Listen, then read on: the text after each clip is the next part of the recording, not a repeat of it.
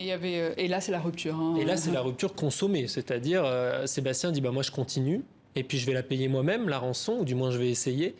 Et là, il continue, et c'est là où les histoires deviennent de plus en plus, j'aurais envie de dire rocambolesques, mais pas tant, puisque la connexion avec les djihadistes n'est jamais interrompue, le dialogue continue, et c'est ce que Sophie confirme quand elle sort. Elle est tenue au courant en permanence des actions de son fils, elle reçoit ses messages, les djihadistes viennent lui apporter, lui disent c'est pour bientôt, il y a vraiment cette communication entre le fils et les ravisseurs qui est inédite. Alors, on l'a suffisamment rappelé lors de sa libération, Sophie Pétronin n'était pas du tout au Mali en touriste. Elle connaissait le Mali, elle travaillait au Mali depuis 20 ans, où elle avait notamment créé un centre d'accueil pour orphelins. Elle n'était absolument pas une otage comme les autres. Elle-même ne veut pas qualifier ses ravisseurs comme tels, ni comme djihadistes. Oui, c'est une déclaration qui a fait polémique à sa sortie. Et je pense que moi j'avais cœur de faire un livre qui était en nuances parce que Sophie Pétronin, 75 ans, 25 ans, le quart de siècle de sa vie dédié au Mali, en tout cas le dernier quart de siècle, ça se résume pas effectivement à 2 minutes lorsqu'elle sort.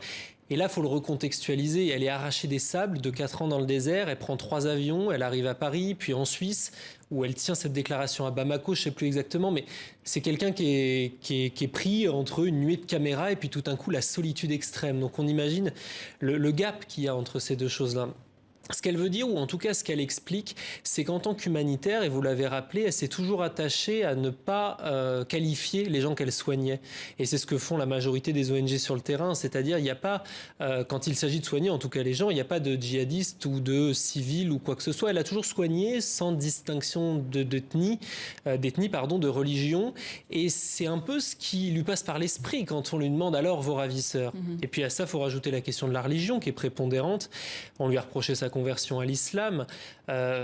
25 ans de vie au Mali, elle a adopté une petite fille qui est malienne, elle vit à Gao. Comment elle a vécu d'ailleurs cette salle de critique des réseaux sociaux, des médias, des politiques français également sur cette conversion à l'islam, elle qui était catholique? Ça ne l'a absolument pas touchée, c'est-à-dire elle n'a pas compris d'où ça venait et elle le résume avec des mots très très simples. Encore une fois, l'histoire de Sophie Pétronin, c'est l'histoire d'une femme qui, il y a 25 ans, perd un fils en montagne en France et qui décide de laisser tout ça derrière elle et elle abandonne tout. Elle abandonne son autre fils, Sébastien, et elle part au Mali. Donc c'est le deuil de quelqu'un qui décide de le faire ailleurs, qui reconstruit sa vie ailleurs et qui change de religion. Et on rappelle que tout ça, c'est la petite histoire dans la grande, la lutte contre le terrorisme au Sahel. La France est en pleine opération Barkhane et il se trouve que Sophie Pétronin a toujours soutenu le combat des indépendantistes touaregs. Peut-être qu'elle ne savait pas à l'époque que le MNLA a rejoint le Moudjahou, AQMI et tous les groupes terroristes de la région. C'est même beaucoup plus compliqué que ça. En fait, l'avantage de Sophie Pétronin, c'est aussi son plus grand désavantage. C'est ses 25 ans de vie au Mali. C'est-à-dire, elle est capable d'expliquer par cœur qui a pris les armes dans la rébellion de 90 ou qui a pris les armes dans celle de 96. Par contre, les 4 dernières années, ce que vous dites là, quand certains groupes d'opposition armée, puisque c'est comme ça qu'on les appelait à l'époque, rejoignent cette bannière du djihad, forment cette coalition de groupes de soutien à l'islam et aux musulmans, elle est déjà otage. Donc en fait, elle en sait rien. Et personne ne va lui dire on est une nouvelle coalition et maintenant on répond sous le nom du JNIM. Elle continue d'expliquer dans son cerveau avec les anciennes appellations. Les gens qui ont pris les armes maintenant, Yad Akrali, par exemple, qui est le chef de ce groupe de soutien à l'islam et aux musulmans, ça a été le chef de ces rébellions Touareg et de toutes ces rébellions Touareg qui ont précédé tout ça. Alors, elle l'explique comme ça, et je pense que quand on remet ces nuances-là, quand on voit, elle a d'ailleurs ces mots, elle dit si on les avait écoutés avant, peut-être qu'on n'en serait pas là.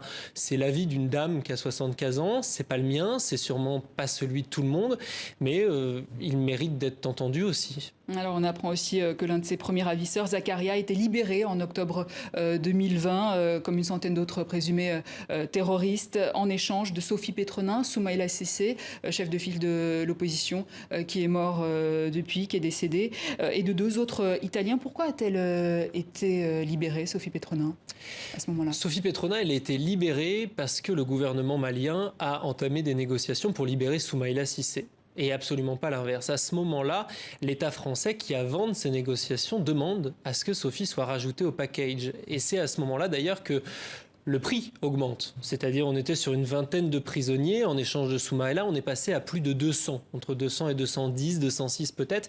Et effectivement, vous l'avez souligné, l'ironie de l'histoire, c'est que l'armée française, ces 4 dernières années, n'a pas retrouvé Sophie Petronin.